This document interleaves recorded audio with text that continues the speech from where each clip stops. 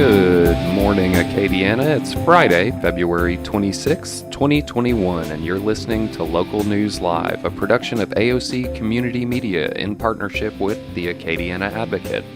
Their team of journalists print the stories important to our community and state, and we are happy to read you some of those stories. You can hear Local News Live Monday through Friday from 9 a.m. to 10 a.m. on AOC 1, the AOC Community Media channel on YouTube, and on Cypress Street Radio at aocinc.org/CS Radio. You can find the print versions of these stories and more at theadvocate.com.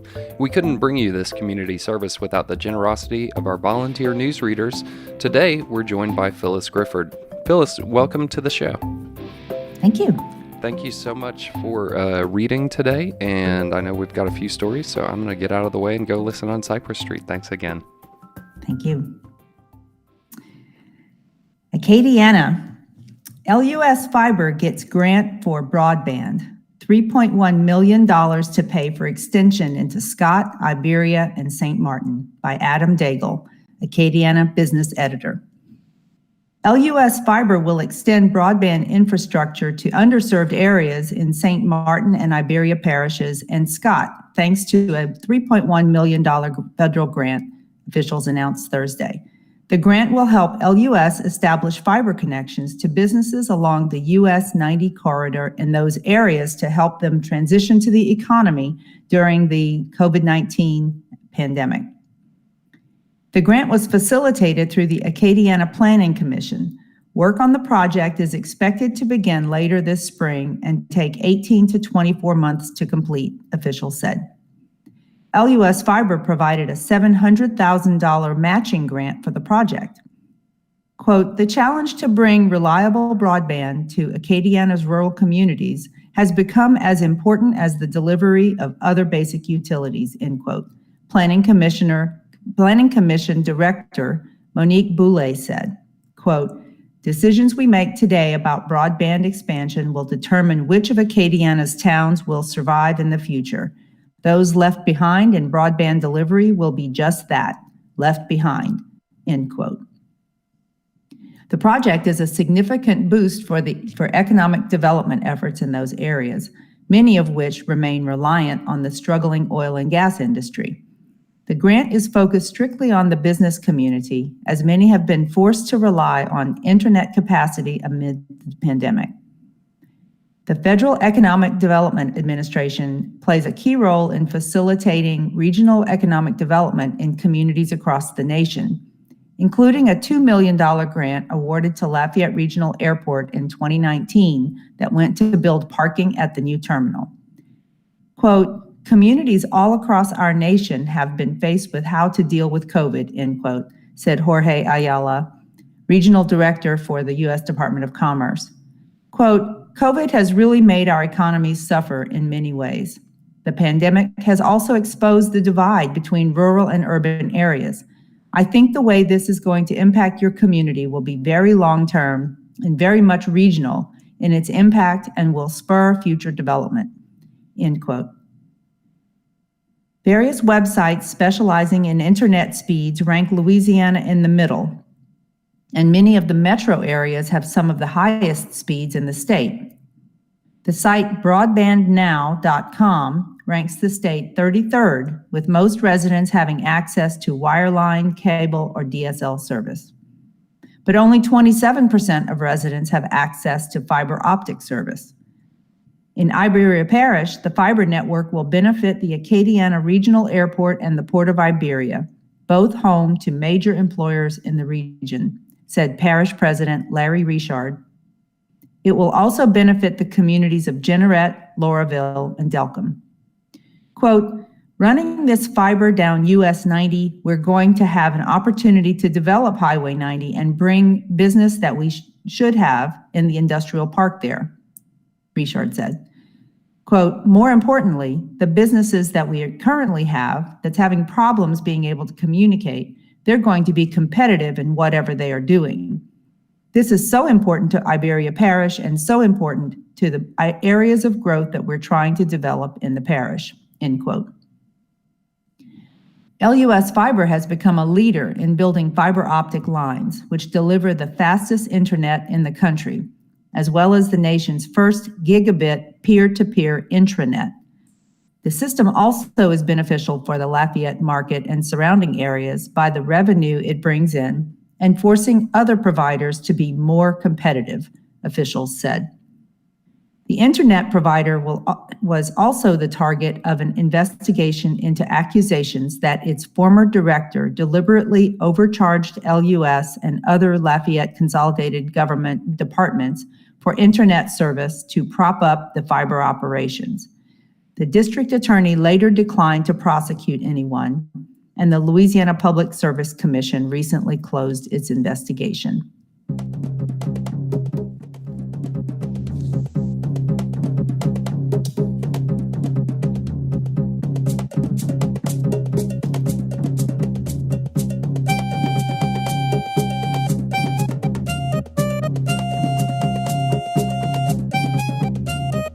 Animal shelter achieves no-kill status. Center had save rate of 91% dogs, 89% for cats in 2020, by Kate Galliano, staff writer. The Lafayette Animal Shelter and Care Center has reached annual no-kill status for the first time after years of labor to revamp the shelter's operations. Lafayette's no-kill campaign began in 2016 under then Lafayette Parish Mayor-President Joel Robideau, who pushed for a no-kill shelter as part of his campaign promises. In 2015, only 28% of animals taken in left the shelter alive, 47.49% of dogs and 9.62% of cats. In 2020, the shelter had an save rate of 90.3%, with 91% of dogs and 89% of cats leaving the shelter alive.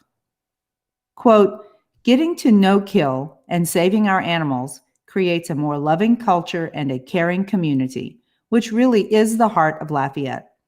I think having this no-kill status goes hand in hand with who we are," Shelter Supervisor Shelley Delahousie said. A shelter is considered no-kill when at least 90% of animals accepted into the shelter are saved, and euthanasia practices are focused on terminally ill and aggressive animals that cannot be adopted.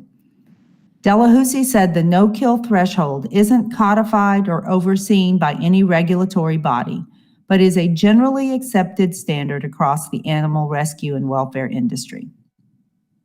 Delahousie started at the shelter as the adoption coordinator in 2016, when the kill rate was high, and she said she's proud to see how far the shelter's come.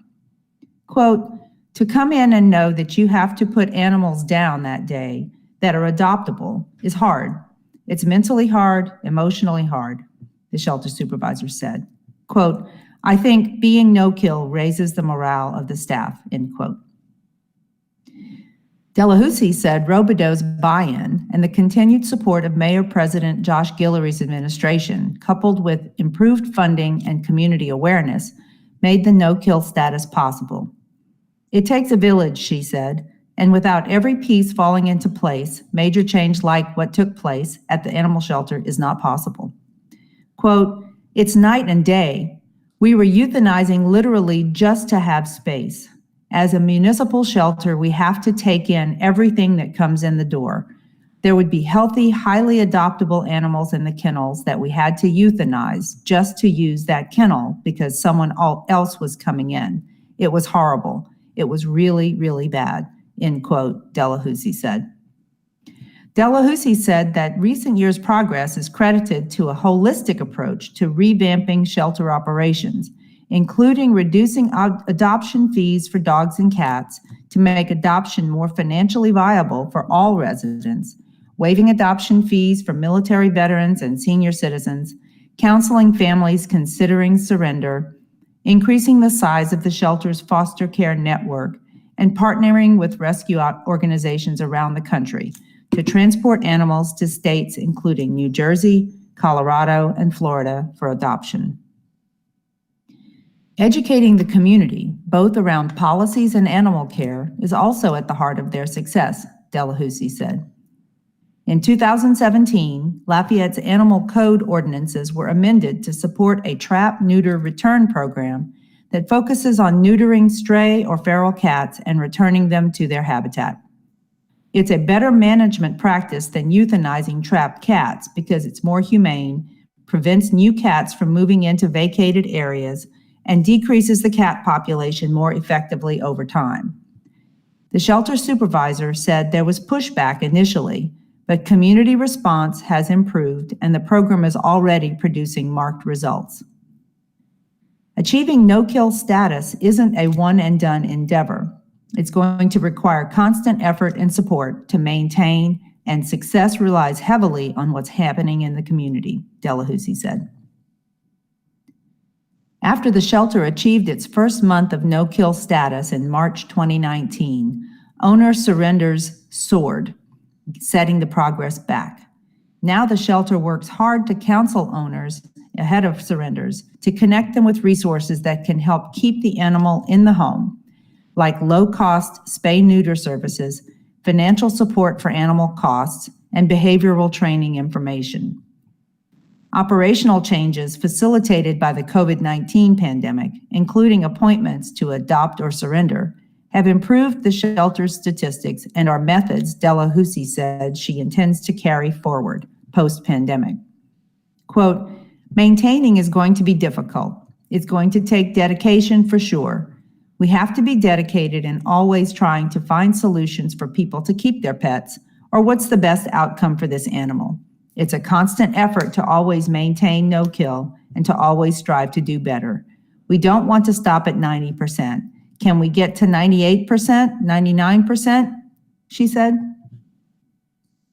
Retired nurse Charlene Begnaud, 71, began volunteering at the shelter about 1.5 years ago, and she said she works to comfort the animals, improve their socialization, and advance training.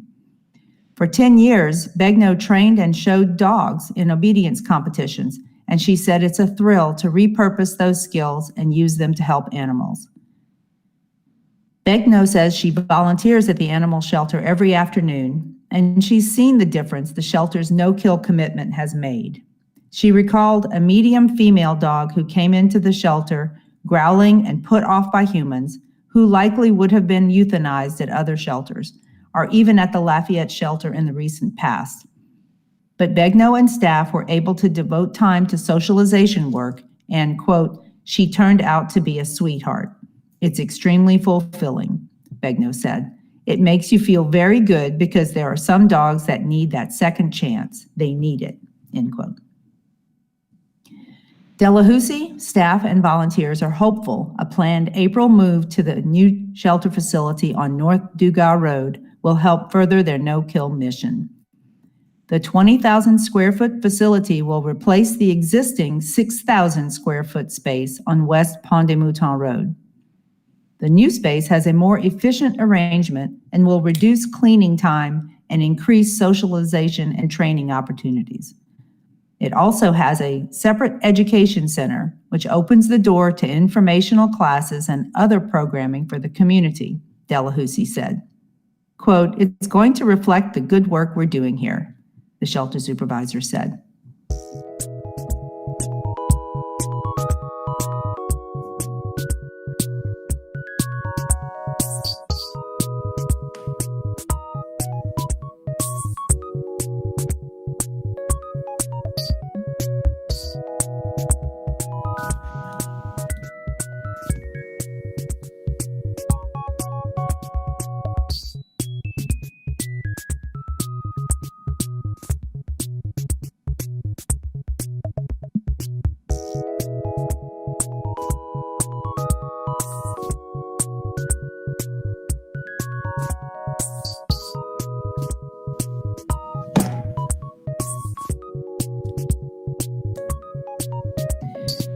The Black Pages of Greater Lafayette.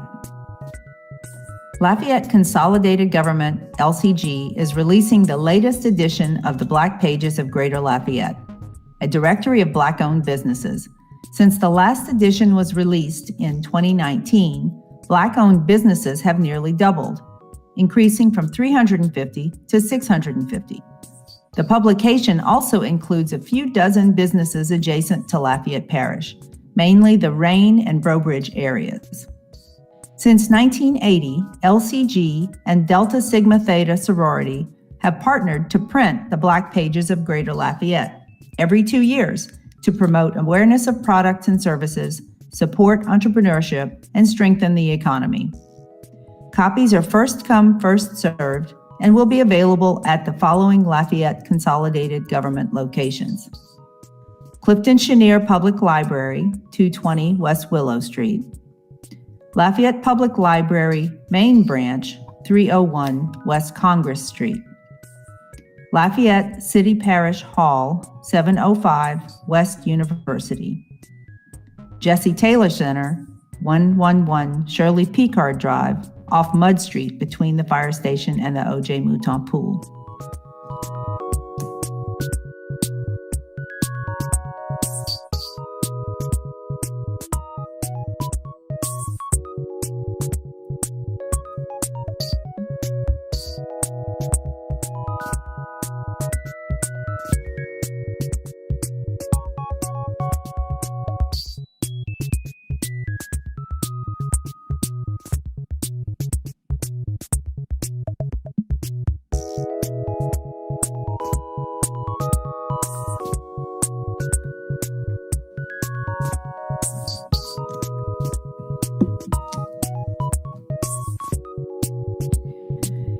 Chief's indictment related to officer battery case. Crime blotter, advocate staff reports. The indictment Wednesday of Crowley Police Chief Alan James Jimmy Broussard is related to an excessive force case, KATC-TV reported. In late January, the District Attorney's Office requested an investigation of the Crowley Police Department in connection with a former officer booked earlier in the month on counts of battery and malfeasance in office for an incident involving a person in her custody. Acadia Parish Sheriff's records show that Ashley McElroy, 27, was booked January 18th on counts of second-degree battery and malfeasance. Sheriff K.P. Gibson confirmed that McElroy was booked in connection with an incident involving a person in her custody. Records show that McElroy was booked on a $35,000 bail. Broussard said in January that McElroy was put on administrative leave after the incident came to light in April, and she resigned sometime after that.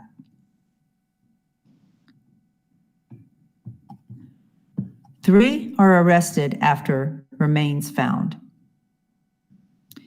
The discovery of human remains in a wooded area in Terrebonne Parish has led to 3 arrests in St. Mary Parish, including 2 on murder, according to the Terrebonne Parish Sheriff's Office. The remains were found Wednesday in the 5200 block of North Bayou Black Drive, according to Terrebonne Parish Sheriff Timothy Soignier. Detectives have been working closely with the Lafayette Parish Sheriff's Office and Morgan City Police Department, Soignier said, after receiving information about a homicide that occurred in Gibson. The investigation led detectives to North Bayou Black Drive, where, with the assistance of Morgan City Police and the Patterson Police K-9 Division, found the buried remains of a man. LSU's FACES lab helped identify the individual. However, the identity is not being released at this time, pending DNA confirmation from the Louisiana State Police Crime Lab. The Terrebonne Parish Sheriff's Office secured arrest warrants for the following people: 34-year-old Alvin Fitch of Morgan City on 1 count of first-degree murder; 34-year-old Christopher Martin of Berwick on 1 count of first-degree murder; 26-year-old Chance Boudreau of Morgan City on 1 count of accessory after the fact to first-degree murder. Martin and Fitch were taken into custody and were being held without bail. Boudreaux was already in custody in Morgan City and was being held on a $500,000 bail.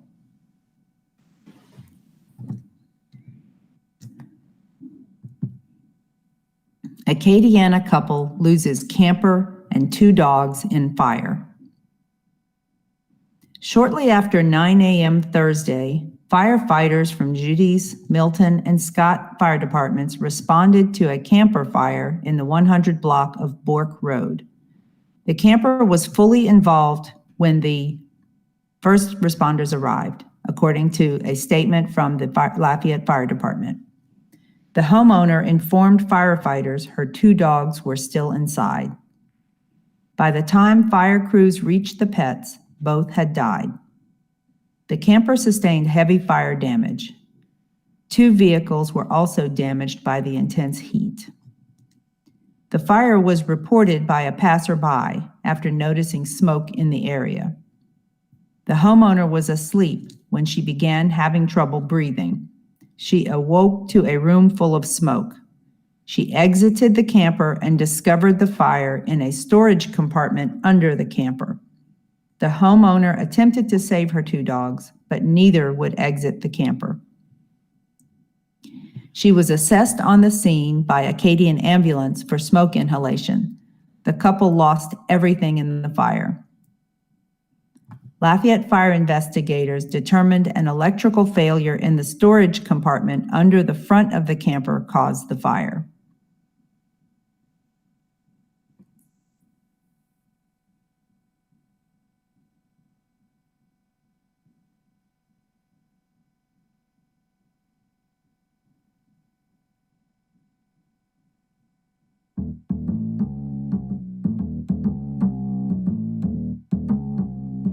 Chase ends in crash on I-49 in Opelousas.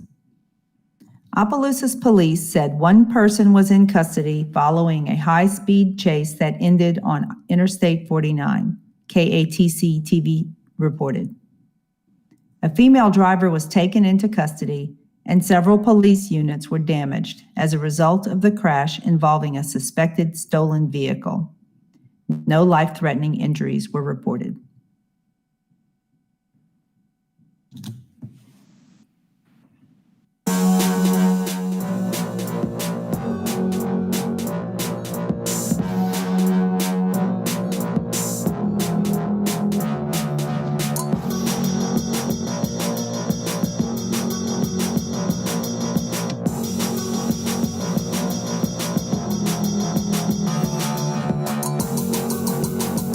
Utility bills slashed over water leaks.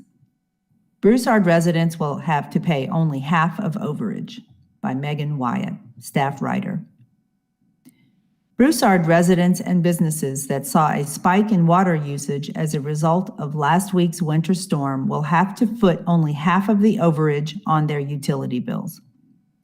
Mayor Ray Bork proposed at this week's City Council meeting crediting about $5,000 to customers to ease the burden of unexpected expenses caused by broken water lines during freezing temperatures.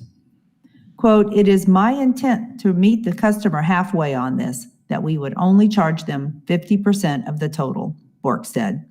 "Things are tough enough as they are. People have had some problems with the ice storm. Among other things, there are people that are absolutely asking us for any help they can get," end quote.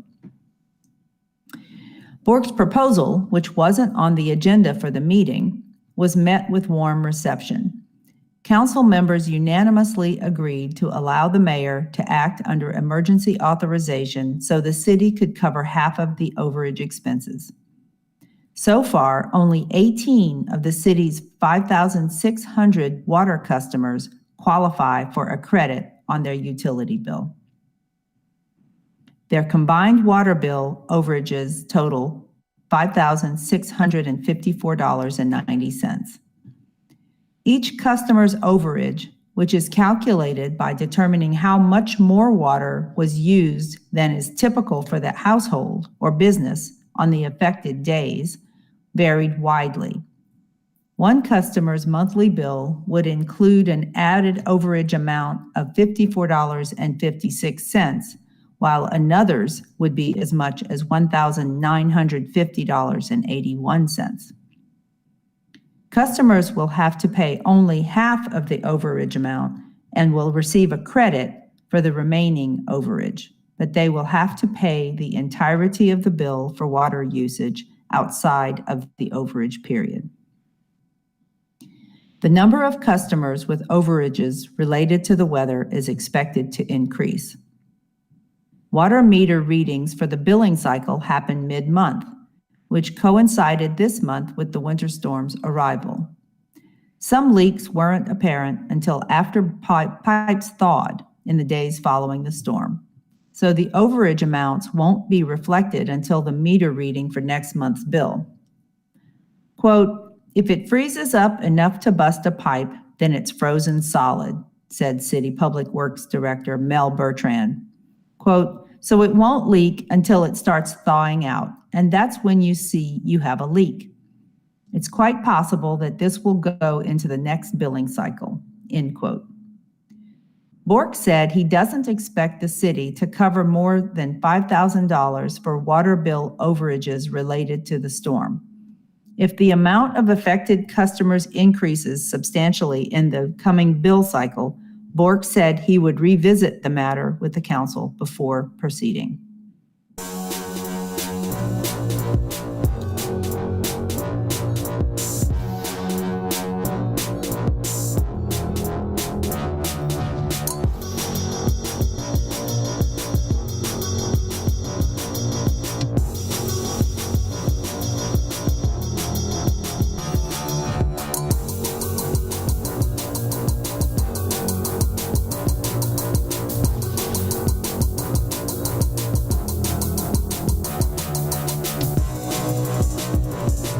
Today in History by the Associated Press. Today is Friday, February 26th, the 57th day of 2021. There are 308 days left in the year. Today's highlight in history. On February 26, 1993, a truck bomb built by Islamic extremists exploded in the parking garage of the North Tower of New York's World Trade Center, killing 6 people and injuring more than 1,000 others. The bomb failed to topple the North Tower into the South Tower, as the terrorists had hoped. Both structures were destroyed in the 9/11 attack 8 years later. On this date, in 1904, the United States and Panama proclaimed a treaty under which the U.S. agreed to undertake efforts to build a ship canal across the Panama Isthmus. In 1940, the United States Air Defense Command was created. In 1942, How Green Was My Valley won the Academy Award for Best Picture of 1941, beating out 9 other films, including The Maltese Falcon and Citizen Kane. In 1945, authorities ordered a midnight curfew at nightclubs, bars, and other places of entertainment across the nation. In 1952, Prime Minister Winston Churchill announced that Britain had developed its own atomic bomb. In 1966, South Korean troops sent to fight in the Vietnam War massacred at least 380 civilians in Go Dai Hamlet. In 1984, the last U.S. Marines deployed to Beirut as part of an international peacekeeping force withdrew from the Lebanese capital. In 1994, a jury in San Antonio acquitted 11 followers of David Koresh of murder, rejecting claims they had ambushed federal agents. 5 were convicted of voluntary manslaughter. In 1998, a jury in Amarillo, Texas, rejected an $11 million lawsuit brought by Texas cattlemen who blamed Oprah Winfrey's talk show for a price fall after a segment on food safety that included a discussion about mad cow disease. In 2019, after making his way from Pyongyang in an armored train, North Korean leader Kim Jong-un arrived in Vietnam's capital ahead of a summit with President Donald Trump, who arrived later in the day aboard Air Force One. 10 years ago, in a statement, President Barack Obama said Muammar Gaddafi had lost his legitimacy to rule and urged the Libyan leader to leave power immediately. Space Shuttle Discovery arrived at the International Space Station, making its final visit before being parked at a museum. 5 years ago, New Jersey Governor Chris Christie stunned the Republican establishment by endorsing Donald Trump for president. 1 year ago, President Donald Trump declared that the U.S. was, quote, very, very ready, end quote, for whatever threat the coronavirus would bring. He put Vice President Mike Pence in charge of overseeing the country's response. The World Health Organization reported that the number of new coronavirus cases outside China had exceeded the number of new infections in China for the first time. Today's birthdays. Country rock musician Paul Cotton of Poco is 78. Actor-director Bill Duke is 78. Singer Mitch Ryder is 76. Actor Marta Kristen from TV's Lost in Space is 76. Rock musician Jonathan Cain of Journey is 71. Singer Michael Bolton is 68. The president of Turkey, Recep Tayyip Erdogan, is 67. Actor Greg German is 63. Senator Tim Kaine, Democrat of Virginia, is 63. Band leader John Daniel, is 60. Actor, martial artist Mark Dacascos is 57. Actor Jennifer Grant is 55. Rock musician Tim Comerford of Audioslave is 53. Singer Erykah Badu is 50. Actor Maz Jobrani of TV's Superior Donuts is 49. R&B singer Rico Wade of Society of Soul is 49. Olympic gold medal swimmer Jenny Thompson is 48. R&B singer Kyle Norman of Jagged Edge is 46. Actor Greg Rickert is 44. Rock musician Chris Koulos of OAR is 42.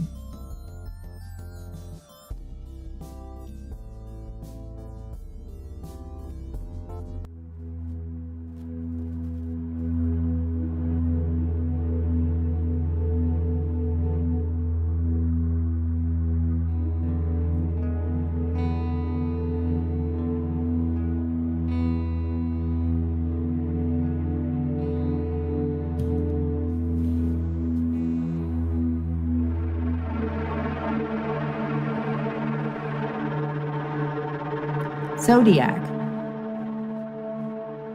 Pisces, February 20th to March 20th.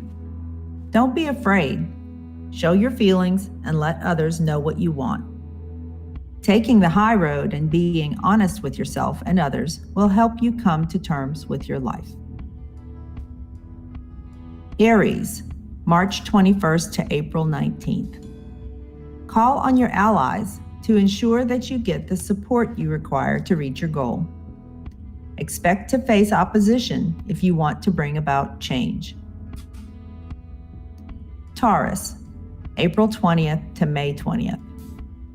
Take better care of your health, well-being, and important relationships. Uncertainty will loom if you are indecisive or if you let your emotions override practicality.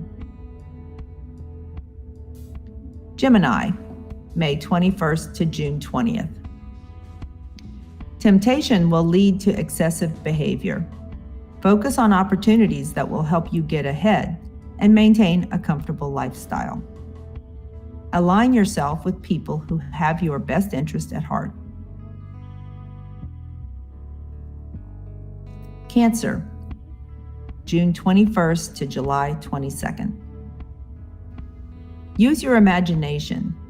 Structure your day to encourage success, peace of mind, and happiness. Learn from experience and protect meaningful relationships. Leo, July 23rd to August 22nd. Get your facts straight before you indulge in rhetoric that can taint your reputation. Refuse to let anyone push you around or involve you in an unhealthy situation. Virgo, August 23rd to September 22nd. You've got control, so stop wasting time. Make a promise, do your thing, shoot for the stars, and follow through with your plans. Refuse to let uncertainty get in the way of your goals. Libra, September 23rd to October 23rd. Tidy up loose ends before someone steps in and takes charge. Don't leave yourself open for criticism or complaints. Concentrate on stabilizing your position and relationships with loved ones. Scorpio, October 24th to November 22nd. Stop wasting time. Look around, size up your situation, and make a dent in the clutter. It's time to find peace of mind and to set goals that will help you get on with your life. Sagittarius, November 23rd to December 21st. Spend less time dealing with manipulative people and more time picking up information and skills that can help you get ahead. It's time to do your own thing. Capricorn, December 22nd to January 19th. An exciting prospect will grab your attention. A change in the way you handle your affairs will lead you to a better lifestyle. Embrace the future with optimism, and you'll gain peace of mind. Aquarius, January 20th to February 19th. Take the high road. Refuse to let others' actions bother you. Set your sights on what's essential and on those who mean the most to you. Ask questions and adapt to change. The horoscope, an entertainment feature, is not based on scientific fact.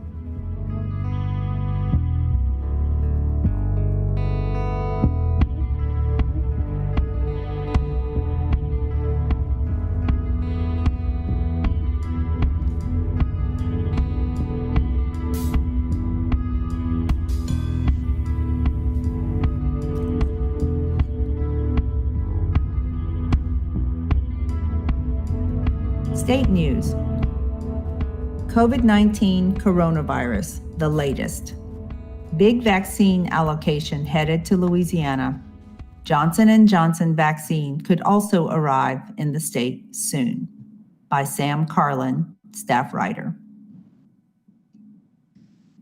Louisiana's mass COVID-19 vaccination effort is getting a big proverbial shot in the arm. The state expects its biggest allocation of doses to date next week. At the same time, a new vaccine produced by Johnson & Johnson could arrive and spur mass vaccination events across the state. Even without the Johnson & Johnson vaccine, which is expected to receive emergency approval from the feds in the coming days, nearly 98,000 doses of the Pfizer and Moderna vaccines are expected to arrive next week. State Health Officer Dr. Joe Cantor said Thursday. That's the biggest weekly pot of doses the state will receive, since the vaccine started rolling out in December.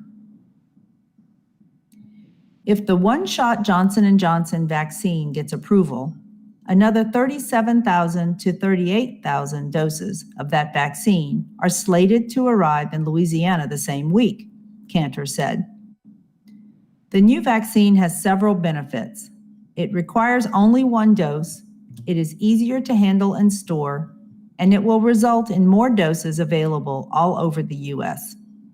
All of those factors will enable the state to hold more community vaccination sites, which Governor John Bel Edwards said will happen, quote, all over the state, end quote, at some point in the future. Quote, it's going to be easier to access vaccine, Cantor said. There's going to be more vaccine out there. We're going to be able to do events, end quote. The uptick in doses comes at a crucial time for Louisiana. Edwards opened up vaccine eligibility to more than 160,000 K-12 teachers and staff this week, along with several other groups.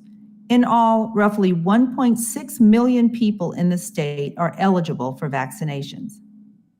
As of Thursday, the state had injected 593,576 people with at least one dose of the vaccine, about 13% of the state's nearly 4.7 million residents. About 332,000 people have received both doses, representing 7% of the population. Officials have said they need about 70% of people to get vaccinated to achieve herd immunity. The state had made progress in the pace of vaccinations after a slow start. But winter storms last week upended the vaccine effort, delaying shipments and leading to thousands of canceled appointments. As of Thursday, Louisiana ranked 32nd among states in the District of Columbia in the number of shots administered per capita. So far, Louisiana has relied on hundreds of individual providers across the state to administer the vaccine. Edwards has said that's because the state doesn't have enough doses to hold mass vaccination sites where people can show up and get a shot. The Johnson & Johnson vaccine could change that. It requires normal refrigeration temperatures and, importantly, only one shot, which makes it easier to vaccinate large swaths of people without tracking them down for a second shot. Scientists with the Food and Drug Administration this week confirmed the vaccine is about 66% effective at preventing moderate to severe COVID-19 and about 85% effective against the most serious illness, according to the Associated Press. The company had previously announced the vaccine worked better in the U.S. at 72% effectiveness against moderate to severe COVID-19 compared with other countries. Cantor cautioned people against comparing that data against the data that showed the Moderna and Pfizer vaccines have more than 90% effectiveness. He said the Johnson & Johnson vaccine is 100% effective in preventing death from COVID-19, which is the goal of the mass vaccination effort. Quote, it's a very good vaccine, Cantor said. Quote, one shot is great. Don't pass up the opportunity. Don't fall into the trap of trying to parse one versus the other, end quote. Next in line for Louisiana's vaccine, beyond the current group of eligible people, are higher education faculty and staff, clergy, veterinarians, and a long list of other workers the administration has deemed essential. It's unclear when that group will become eligible. Currently, people 65 and older, along with K-12 teachers and staff, health workers, and people 55 and older with a list of health conditions are eligible, among others. Plans are already in motion for a mass vaccination site at the Ernest N. Memorial Convention Center in New Orleans, with officials planning to use any vaccine available. That site, which is expected to be supported by the federal government, could get up and running in March. Edwards said Thursday his administration is planning to erect such sites all over the state, but he said it's too early to release details. Quote, "I believe that if and when it's going to happen, that Johnson & Johnson's vaccine is a good candidate for mass vaccination events," end quote, Edwards said. Louisiana's COVID-19 numbers have improved in recent weeks, something Cantor attributed partly to the vaccines protecting the state's most vulnerable residents. Hospitalizations have dropped from more than 2,000 in early January to 679. The governor indicated in a town hall with the Advocate and the Times-Picayune that he may loosen restrictions on businesses and gatherings next week when his proclamation expires. In late November, with cases and hospitalizations rising, the governor moved the state into a modified Phase 2 that required most businesses to operate at 50% capacity. Quote, "I anticipate, based on the data I understand to be accurate, we'll be making some changes with the proclamation that will become effective next Wednesday," end quote, Edwards said.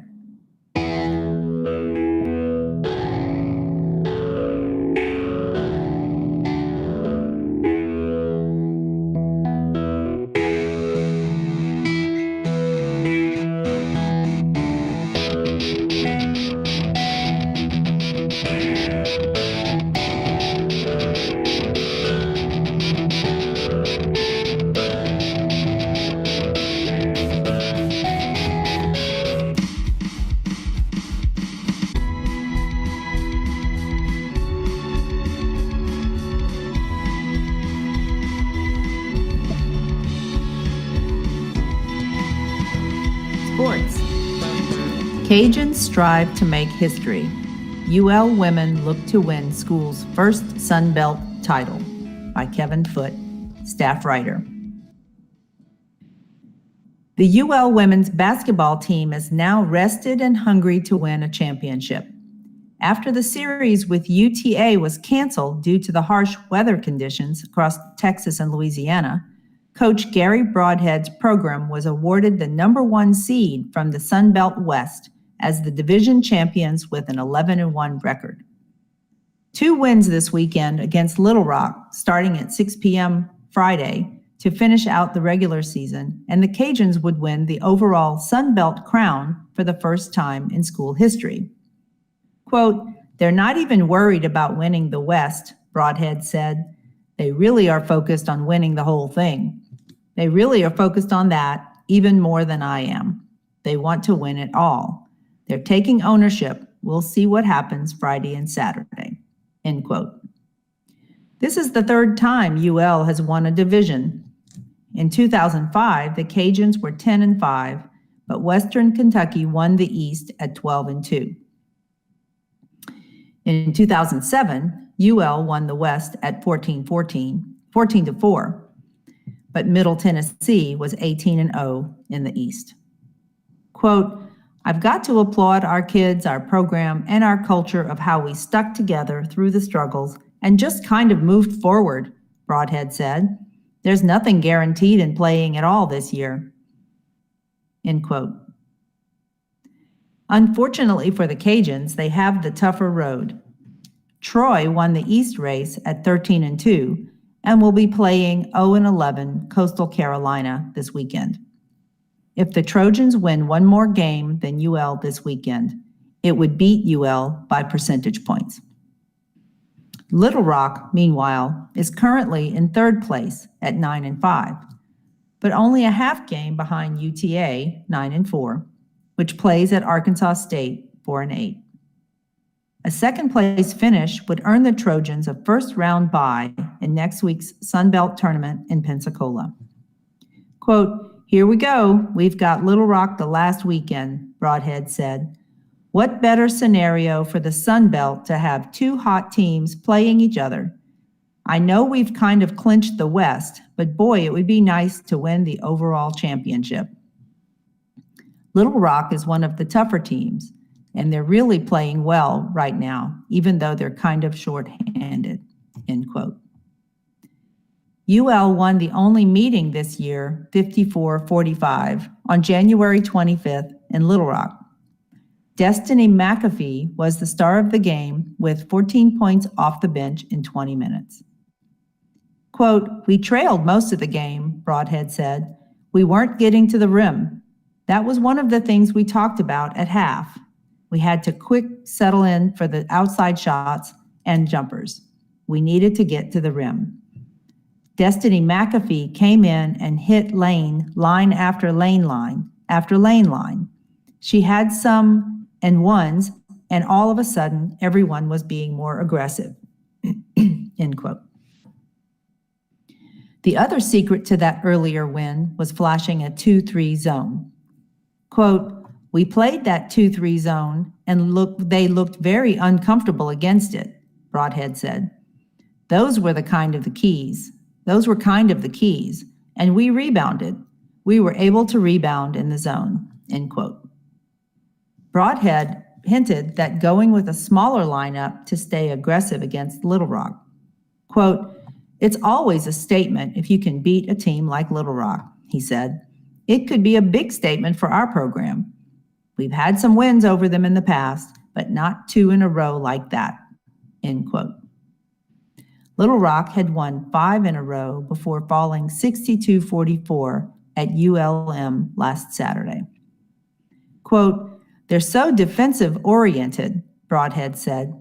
"Some of the things they do, we're trying to make our kids understand that you don't want to play too fast in certain circumstances where you're taking long shots and long rebounds. That's how they score a lot, is through those long rebounds and getting in transition. They get easy buckets like that. I think it's going to be important for us to be patient and try to get to the rim. When you do that, most of the time you get to the line a little bit more," end quote. The Cajuns should get senior center Tyriana Duce back, but she hadn't played since February 8th against UTA, other than the first 26 seconds before suffering an ankle injury in the February 11th win over ULM. Quote, "It's been a while since she's been in a game situation, but Ty's got a lot of experience," Broadhead said. "The Little Rock game is a tough game for her because of how physical they are. They're really going to need her. The last game, she dominated the boards for us."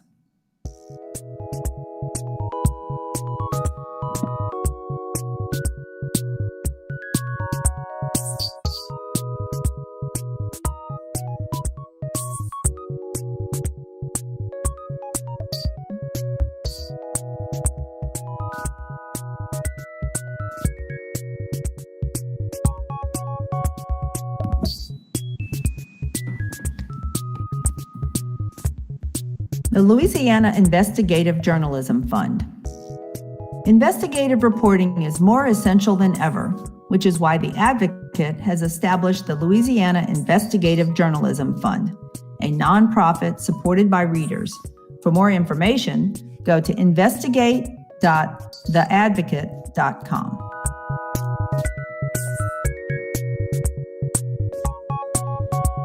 Funerals. Funerals today in the Acadiana area. Mildred Breaux, Evangeline Memorial Gardens Chapel in Carencro at 2 p.m. Charles Derouin, Sacred Heart of Jesus Catholic Church at 1 p.m.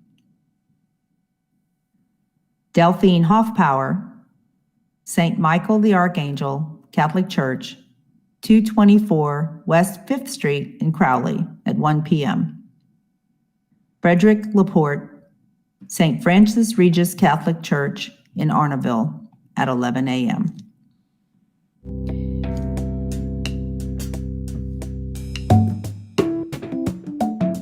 This has been Local News Live for February 26, 2021. I have been your reader, Phyllis Grifford. Join us at 9 a.m. Monday through Friday on AOC 1. Cypress Street Radio, or the AOC Community Media channel on YouTube. You can read these stories and more at theadvocate.com and find out how to volunteer and more at aocinc.org.